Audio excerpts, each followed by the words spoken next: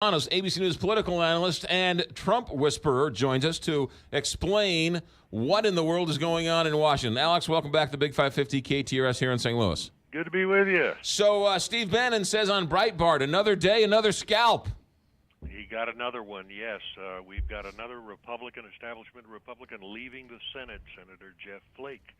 And he is discovering that despite voters' concerns about Donald Trump personally, Republicans, 77% of them think he's doing a good job. The story here is not that Jeff Flake is bailing on the Republican Party and Donald Trump.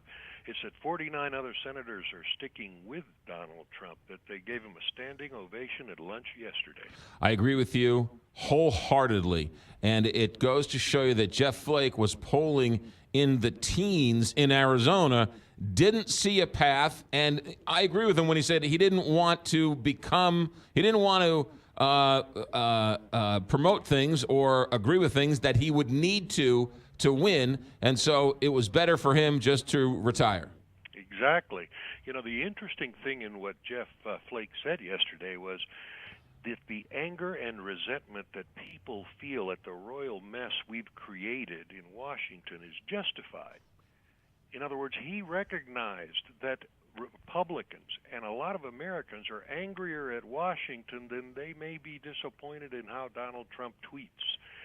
They want change. Americans want change in Washington, and the Republicans want business as usual. Donald Trump is shaking that up. Now, with Flake going away, this throws the Arizona Senate seat into an interesting conversation. Arizona is not as red as people think. It is getting more and more purple. This could open the door to a battle royale and maybe even a Democrat winning that seat. It could. It does put that seat in play a little bit more. But better than having a Republican incumbent who is going to lose his primary and leave a divided Republican Party, now you may see new candidates going in. It may not be the Breitbart candidate, Kelly Ward. It may be another Republican that can unite, a fresh face that can unite the Republican Party. So it may be a better situation for Republicans. So, Alex, is there a civil war going on in the Republican Party? Well, there has been. Donald Trump came in. It didn't start today. Donald Trump and Steve Bannon didn't destroy the Republican Party. The Republican Party itself beat them to it. Donald Trump wiped out 17 Republican candidates in the primaries for president. Voters thought this party, the Republican Party, had become part of the problem, the establishment in Washington, and they chose an outsider to change it. See, so that war continues. I think if the Democrats in Arizona were smart, they would try and recruit Jeff Flake to run as a Democrat. Don't change any of his policies, because at one point he was considered a right-winger. Now I don't know where people think he is on. But if he doesn't change any of his opinions and he just changes his party affiliation, he'd win that Senate seat in a landslide.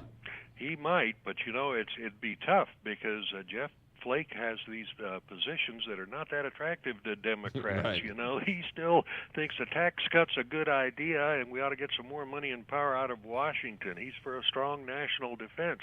Unfortunately, he's not big on things that Trump likes, like building a wall. Yeah.